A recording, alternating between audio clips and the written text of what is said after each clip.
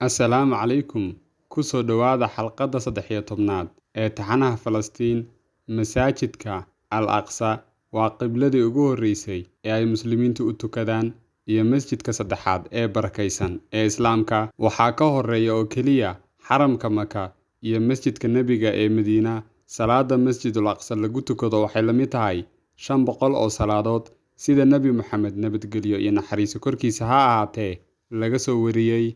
Al-Aqsa waa masaajidkii labaad ee laga dhisay dhulka wixii ka dambeeyay Kacbada Maka.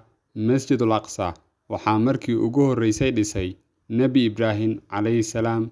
Masjidul Aqsa waa meeshii Nebi Maxamed nabadgelyo iyo naxariis korkiisa ha ahaatee kor loogu qaaday samada Micraaj, kadib markii uu Nebigu ku yimid safarkiisii habeenimo ee masjidka xaramka looga soo dheelmiyay. Tan iyo waaga, muslimiintu waxay ugu yeedhi jireen magaalada Qudus iridda samooyinka. Safarka Nebi Maxamed nabadgelyo iyo naxariis korkiisa ha ahaatee wuxuu ambiyada ku hogaamiyay salaad jimaaco ah. Masjidul Aqsa waa mid ka mid ah 3 masaajid ee ay tahay inay muslimiintu u dadaalaan u safarkooda.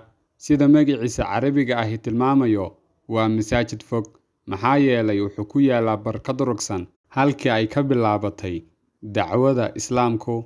Masjidul Aqsa waxaa loo tixgeliyay inuu yahay masaajid tan iyo bilowgii Islaamka ku dhowaad 17 sano ka hor, intii uusan Islaamku soo gaadhin agagaarka magaalada Qudus. Sababta gaar ahaaneed awgeed ayuu Qur'aanku u bixiyay magaca Al-Aqsa. Al-Xaram waa erey Carabi ah oo micnihiisu yahay goob barakaysan. Badanaa muslimiintu waxay u adeegsadaan tixraaca qaybta barakaysan ee 3 masaajid ee ugu barakada badan: Al-Xaramka Maka, masaajidka Nebiga ee Madiina, iyo masaajidka Al-Aqsa ee magaalada Qudus. Marka laga hadlayo Masjidul Aqsa, Al-Xaram waxaa loola jeedaa dhammaan aagga ku dhex yaal gidaarka masaajidka, oo ay ku jiraan dhismaha weyn ee masaajidka, Al-Marwaani Musalla, qudbiga dhagaxa, iyo dhulka isku xidha dhammaan derbiyada gudaha Masjidul Aqsa ku yaala. Bedka masaajidka oo dhan waa 14 hektar, oo qiyaastii ah 15 boqolkiiba aaggii magaalada Qudus ay ka bilaabatay ee qadiimiga ah. Xusuusnow, bedka xaafadaha qadiimiga ah ee Qudus waa 1 kiiloomitir oo laba jibaaran. Al-Xaramul Shariif ee Masjidul Aqsa wuxuu leeyahay 14 albaab, kuwaas oo 10 ka mid ah maanta la adeegsado. Al-Xaram waxaa ku yaala 25 ceel biyood oo la cabo, 8 ka mid ahna waxay ku hareeraysan yihiin qudbiga dhagaxa. Dhismaha masjidka wuxuu ku yaalaa dhinaca koonfureed ee xaramka, oo ku aadan dhanka jihada qiblada. Dhismaha Masjidul Aqsa wuxuu ku yaalaa meel 150 mitir u jirta qudbiga dhagaxa. Dhererkiisu waa 80 mitir, balliciisuna waa 55 mitir, wuxuuna bartanka dhismaha ku leeyahay qudbi.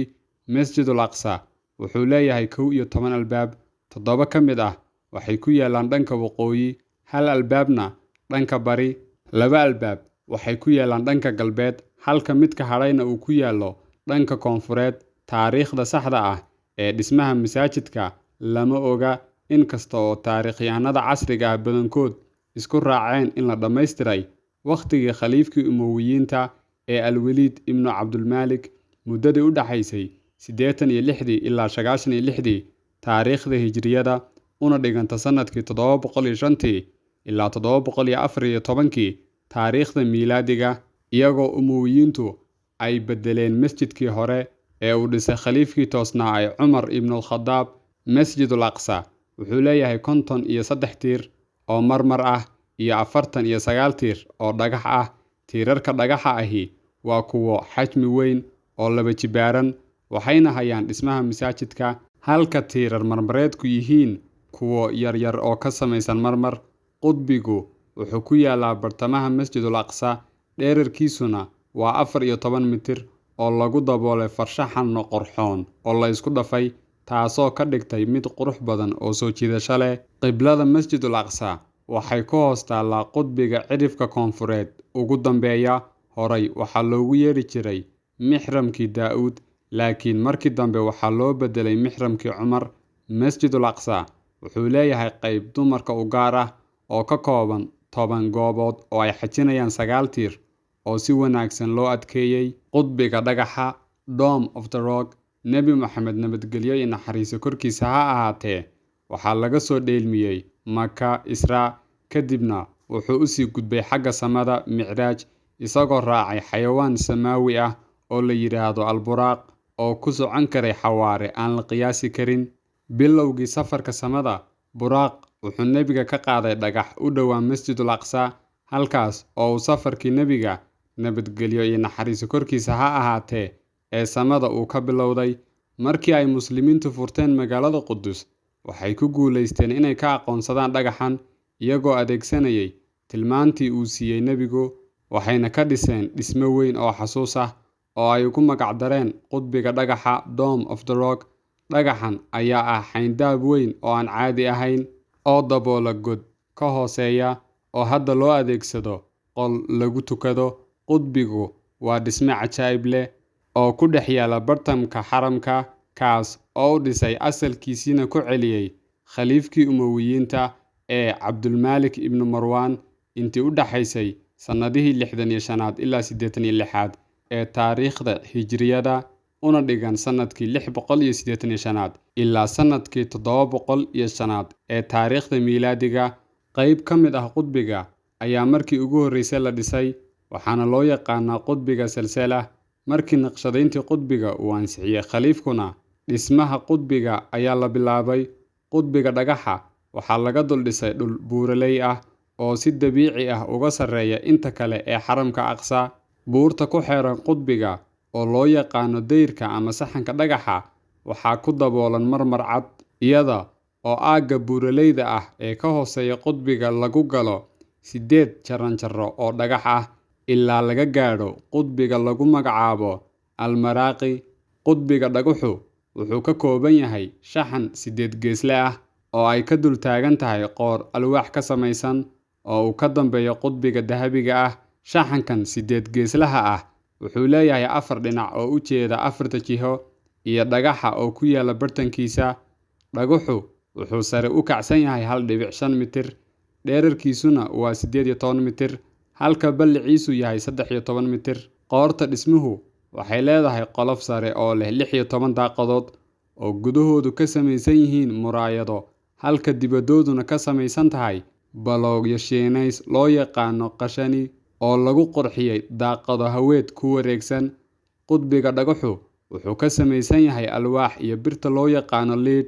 Waxaa lagu daboolay naxaas, inkasta oo hadda lagu bedelay aluminium dhalaalaya. Inta u dhaxaysa labadiisa lakab waa 1 mitir, dhexroorka qudbiguna waa 20 mitir, dhererkiisuna waa 35 mitir oo ay ku xardhan tahay bil 4.5 mitir ah.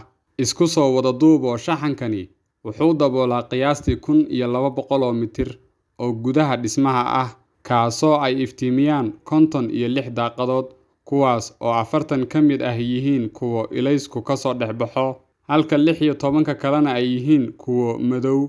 Mid walba oo ka mid ahna waxaa lagu qoray aayad Qur'aanka Kariimka ka mid ah. Dhammaan waqti xukunadii kala duwanaa ee muslimiinta, magaalada Qudus waxay ka mid ahayd goobihii mudnaanta gaarka ah la siin jiray, gaar ahaan Masjidul Aqsa. Waxaan tusaale u soo qaadan karnaa xilligii mamaaligta. Masjidul Aqsa iyo xilligii mamaaligta, madaxdii boqortooyooyinkii mamaaligtu waxay qayb ka ahaayeen nidaamyadii soo maray caalamka Islaamka. Xilligii mamaaligta waxaa la sheegaa in Masjidul Aqsa uu helay daryeel aad u ballaadhan. Madaxdii boqortooyooyinkan waxay maal aad u badan ku bixiyeen sidii loo horumarin lahaa dhismaha Masjidul Aqsa. Waxay waasiciyeen wadooyinkii Masjidul Aqsa. Waxaa kale oo ay magaalada Qudus u dhiseen isbitaallo iyo wadooyin. Magaalada Qudusna waqtigaa dad aad u badan ayaa soo degay, maadaama amnigeedu uu aad u fiicnaa. Danaynta ay mamaaligtu danaynayeen Masjidul Aqsa waxaad ku ogaan kartaa in mas'uul khaas ah ay u magacaabeen ka warhaynta Masjidul Aqsa. Xilligii mamaaligtu talinayeen waxay ka mid ahayd xilliyadii ugu fiicnaa ee ay dunida Islaamku soo martay. Mamaaligta waxaa lagu xasuustaa jabintii ay jabiyeen ciidankii ugu ballaadhnaa ee Islaamka duulaan ku soo qaada, dagaalkaas oo loo yaqaano Caynu Jaaluud.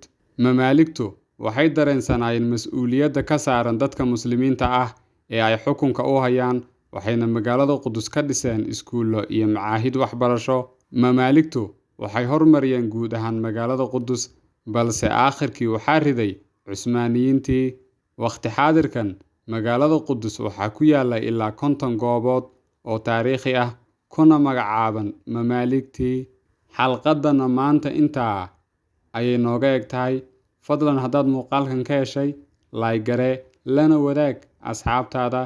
Wasalaamu calaykum waraxmatullaahi wabarakaatu.